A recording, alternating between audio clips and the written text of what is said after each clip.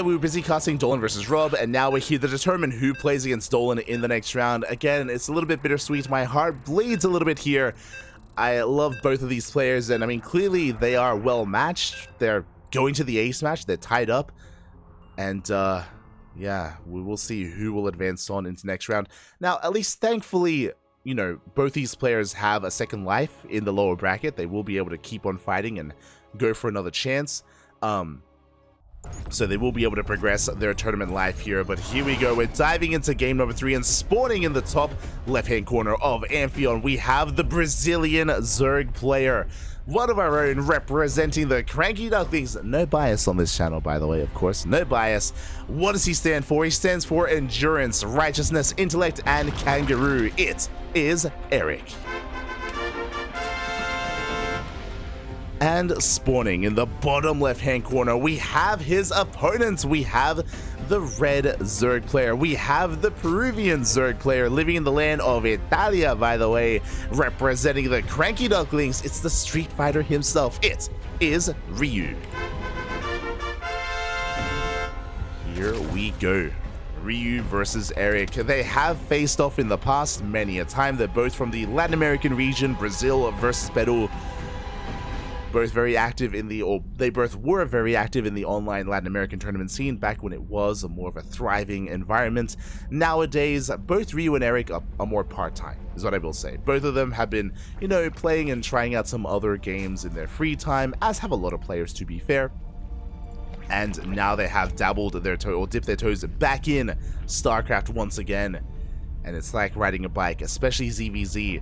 Both players have their own unique kind of playstyles when it comes to ZvZ. You can see here Erik going for a 15-15, 15 hatch into a 15 spawning pool into a delayed gas geyser. This is a very safe build. A very safe build out of Erik. With this build, it does mean that his link speed is late, but he gets faster queens. Faster queens, faster lings. It does mean that against something like an early pool, like a 12 pool or a 13-12 or a pool first or a gas first, Erik, he will be very safe against it. Now, this traditionally would lead into 2-base roach. Because this gas is so late, and because Ryu is about to start link speed once he gets 100 gas, Erik, he would typically skip link speed. You'd skip link speed, you'd wall off here on top of the ramp, and get into 2-base roach, or 2-base muta, 2-base anything. On top of that, specifically on this map, it is very easy to expand and take a 3rd base. The reason for this, welcome everyone to Amphion.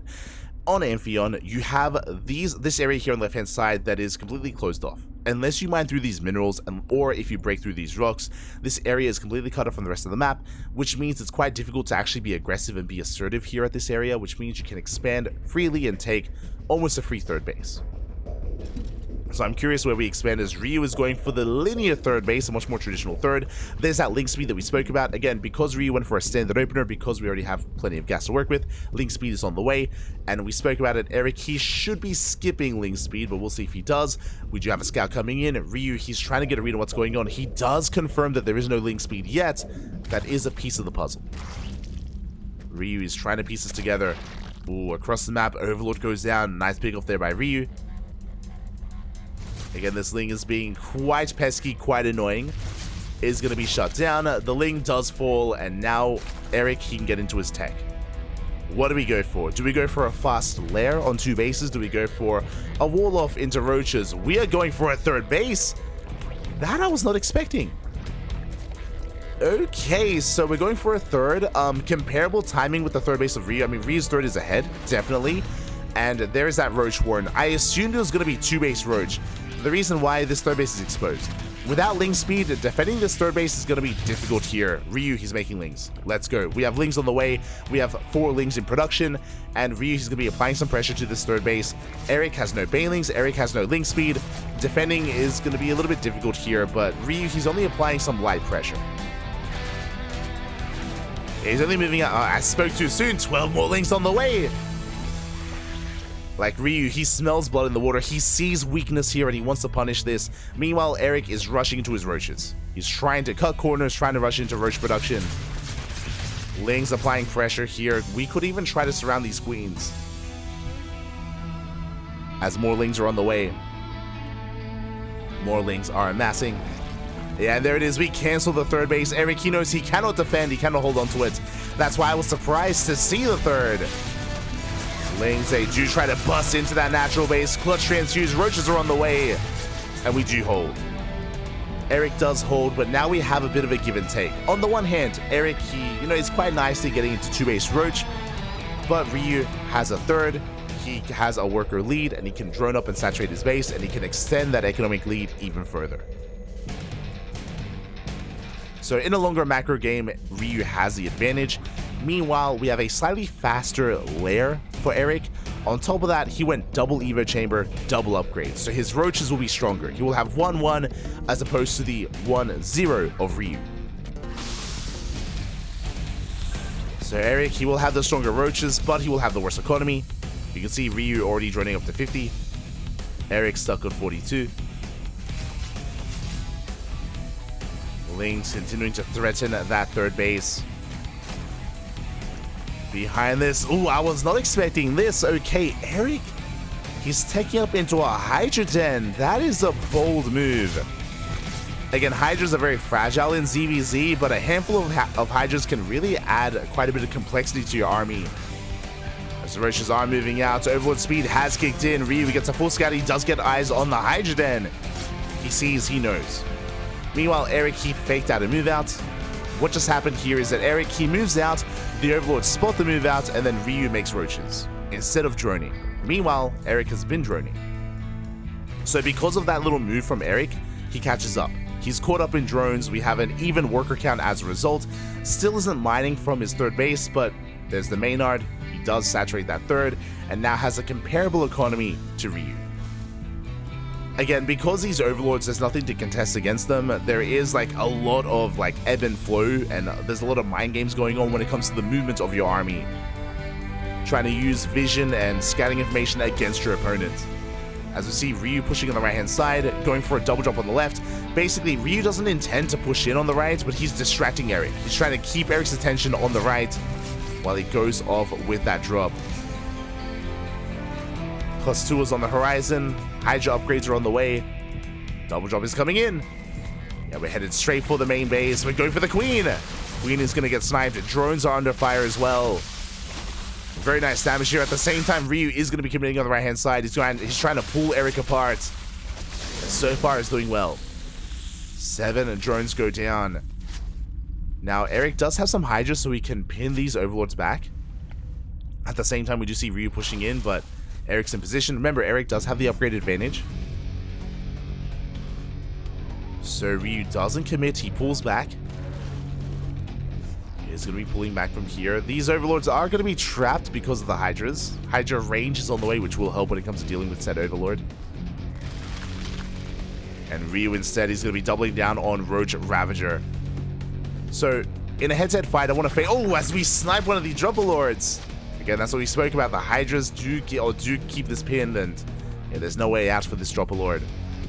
But I do want to favor Roach Ravager in general. Hydras can have a really hard time actually impacting these fights, but it does depend on the engagement. It does depend on the angle of attack. We do snipe one of those overlords. Keen eyes out of Erik does end up getting that changeling. And both players are maxing out. Both players are maxing out. Erik, he never got into +2 armor or +2 carapace, bear that in mind. But he does still have +1. Ooh, we go for the contamination. Let's go. Contamination here on the base. Infestation bit is done. We're working towards Hive. Fun fact, Ryu did have a nickname back in the day. Back when he was a much more active player, he was the Lurker King in Latino America. And there it is. Hydra is on the way. Hive is on the way as well. This is for one thing and one thing only. Lunkers. Lurker tech is on the mind of Ryu. Now, Erik also has access to Lurker tech if he throws down the Lurker Den. True. For now, just Roach Hydra. We do see Ryu rotating over on the right-hand side. Erik trying to keep up. He's trying to keep up. Both players have maxed out. Looking at the units tab, both players are on 63 drones, so even worker counts, even base or even army supply as well. Just a different composition. Ooh, Erik gets caught out. Yeah, a couple of free shots come in. Roaches are getting picked off. So a rough trade there for Erik. A better engage there initially. Lings are trickling in. But Ryu wants to get rid of his Lings.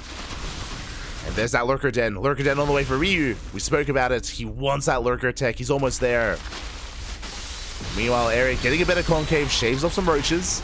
Rotating over towards that third base. Ryu's trying to keep up. He gets caught out. And Erik, he wants to commit. Force back with the Biles. Couple of Hydras being peeled off here towards that natural. Biles once again forcing Micro here out of Erik, forcing him back. But we have the better concave, and these Hydras, they add quite a bit of DPS here to the army. And is it going to be enough? Erik, he gets in some of the Ravagers. He's cleaning up the army. Again, these Hydras, they add so much. GG gets called before Ryu can get into those Lurkers. Erik is able to break through, does take the series 2-1, advancing on to a qualifying match. GG. A very, very tense game there. Again, Ryu was taking up towards those Lurkers, but that Roach Hydra army had so much extra DPS available, and Erik was able to outposition Ryu. Towards the end there, you saw that he was able to get a bit of concave, was able to rotate around. GG, well played. And with that, Erik advances on. Ryu, he's going to get knocked down to the lower bracket, but as a reminder, Ryu has another chance. He has another life to fight back. I want to believe he can. Best of luck to Ryu in that bottom half of the bracket. Again, I want all three of our players to make it through. I wish them all the best of luck. It is a shame that they have to play against each other. Again, it is a little bit smudge. Not gonna lie. But with that, we have our next series. We have our qualifying match. It is Erik versus Dolan.